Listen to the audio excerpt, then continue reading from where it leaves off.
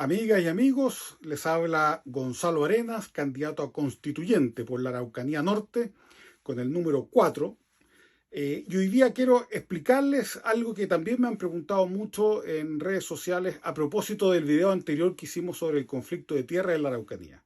Que explique el conflicto político que se da en la Araucanía hoy día y que está superpuesto y entrelazado con el conflicto de tierras que vimos en el video anterior. Por eso hoy día lo que vamos a hacer es contarles la evolución del llamado o mal llamado conflicto mapuche.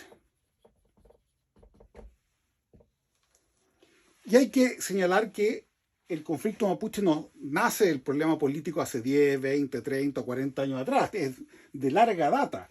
De hecho, vamos a distinguir tres etapas. La primera etapa va desde 1910 más o menos hasta 1960. Y en esta primera etapa es donde surgen las primeras organizaciones políticas mapuches. Así tenemos que en 1910 nace la Sociedad Caupolicán, defensora de la Araucanía. En 1922 nace la llamada Federación Araucana. Y la más importante de todas, en 1938, la Corporación Araucana.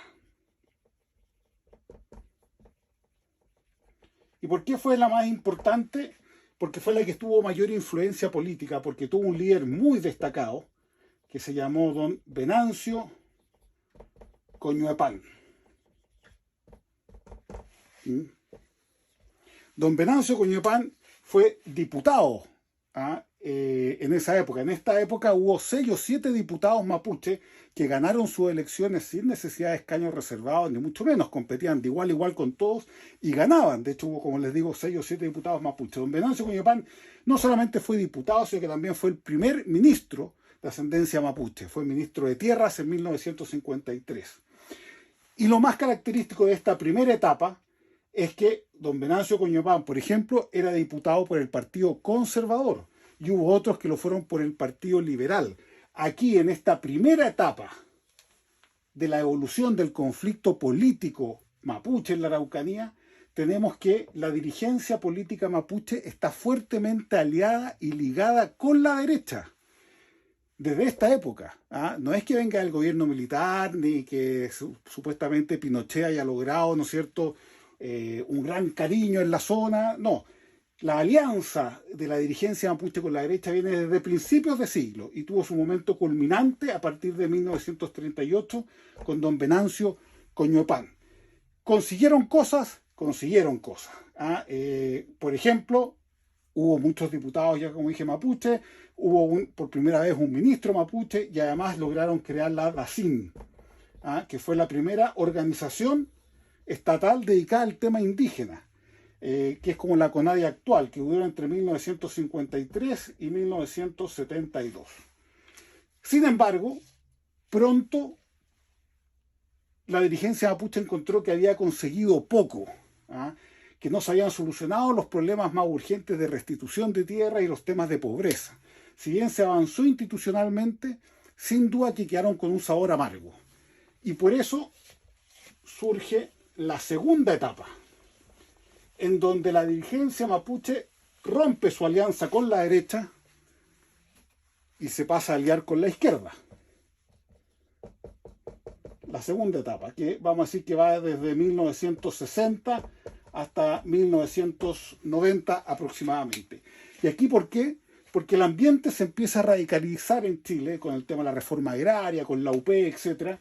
Y principalmente la izquierda fue muy activa en tratar de politizar la causa mapuche. Y fue la UP, ¿no es cierto?, la que le hizo un gran ofertón al pueblo mapuche con restitución de tierras, con mayor presupuesto para la DACIN, con una ley indígena, y sin duda cumplieron todo esto en el contexto de la reforma agraria. La reforma agraria tuvo un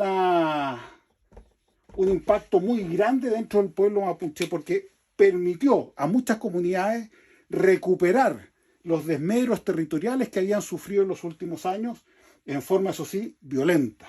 Y por lo tanto, aquí en esta segunda etapa, la dirigencia mapuche se alía con la izquierda, porque le ofrece revolución y le ofrece conseguir todas sus aspiraciones territoriales sin tener que esperar mayormente. Y por lo tanto, la izquierda, ¿no es cierto?, absorbe la causa mapuche y pasan a ser parte del Partido Comunista, del MIR, por ejemplo, el MIR que tuvo una participación muy destacada en la comuna de Ercilla, donde hoy día está Temucuicui, y por lo tanto logra la UP un hecho que se llamó el cautinazo en los años 70, el cautinazo por medio del cual, ¿no es cierto?, aparecieron de un día para otro, o no un día para otro, pero en poco tiempo tomados la mayoría de los campos de la Araucanía, y se entregaron 190.000 hectáreas al pueblo mapuche, producto de la reforma agraria, ¿ah?, que tenía que ver con sus reivindicaciones territoriales. Sin embargo, llegó el golpe de Estado en 1973 y todo este proceso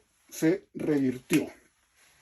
Y la dirigencia mapuche, que había forjado esta alianza con la izquierda, pasó a hacer oposición al gobierno militar a través de una organización que se llamó ADMAPU, que fue como el semillero de dirigentes políticos mapuches que surgieron, ¿no es cierto?, durante la década de los 80. Sin embargo, la izquierda tampoco cumplió como debería con el pueblo mapuche, y la izquierda, y hay que decirlo claramente, siempre ha instrumentalizado al pueblo mapuche, o al menos en la época de los 60 y los 70, siempre lo vio como campesinos pobres, como parte del proletariado, no como una demanda independiente. Y por eso la dirigencia mapuche en 1989 le da la última oportunidad a la izquierda de poder actuar en conjunto, con el llamado Acuerdo de Nueva Imperial, en donde en esa época el candidato Patricio Aylwin, ¿no es cierto?, les ofrece toda una agenda para encauzar institucionalmente las demandas del pueblo mapuche. Y aquí, para ser sinceros, no solamente falló la izquierda, sino que también la derecha, que fue incapaz de poder impulsar este acuerdo, siendo que era una forma muy eficaz de poder institucionalizar las demandas y el conflicto. ¿Y qué ocurrió a partir de 1992, aproximadamente hasta 1997? Rompe la dirigencia mapuche con la izquierda y pasan a tener una postura, una tercera etapa. Y que es una etapa que se caracteriza porque la dirigencia mapuche entiende que ni la izquierda ni la derecha le pueden solucionar sus demandas históricas y por lo tanto asumen una visión autónoma de representación política, una visión más indigenista que pasa a ser excluyente de la sociedad chilena. Aquí lo mapuche se empieza a configurar como algo que es lo contrario al ser chileno y que no son parte de Chile ni de su sociedad. Es una visión excluyente, confrontacional, que su primera manifestación fue el llamado Consejo de Todas las Tierras, que era dirigido por Aucán Wilcamán y que, como ya dijimos, tuvo su momento de gloria entre 1990 en realidad y 1997. Ellos fueron los creadores de la bandera mapuche, por ejemplo. Sin embargo, aún se mantenían dentro de la institucionalidad o trataban de buscar con herramientas políticas, pero el gran quiebre viene a partir de 1997. ¿Por qué se produjo ese gran quiebre? Casi se me cae.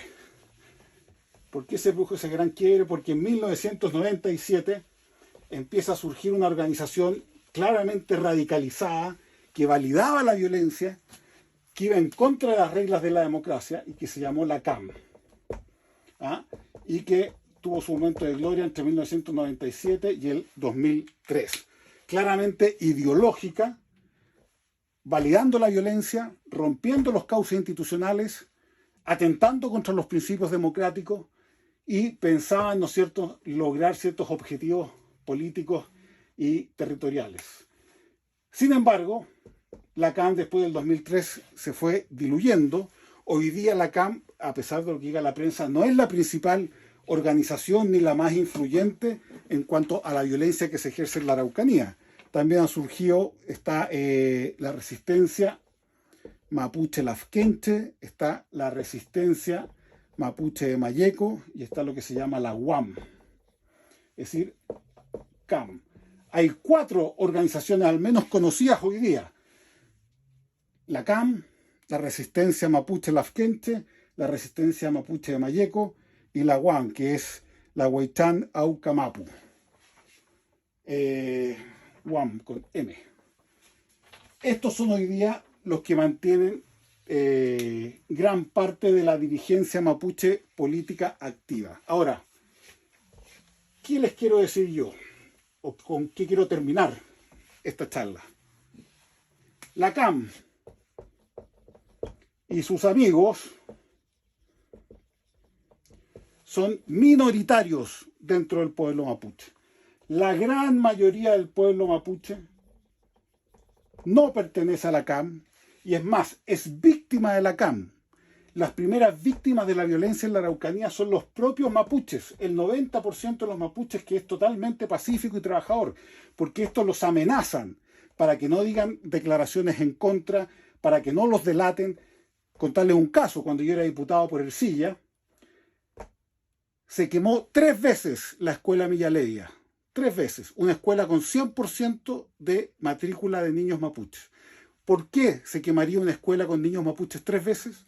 Para darle una advertencia al resto de la población mapuche de que si hablan, si los delatan o hacen cualquier cosa en contra de ellos, lo van a pagar muy caro, con su vida e incluso la de sus hijos. Así que este grupo minoritario es el que tiene sumido no solamente a la Araucanía, sino que al propio pueblo mapuche amenazado por la violencia. Por eso es que no se puede negociar con ellos.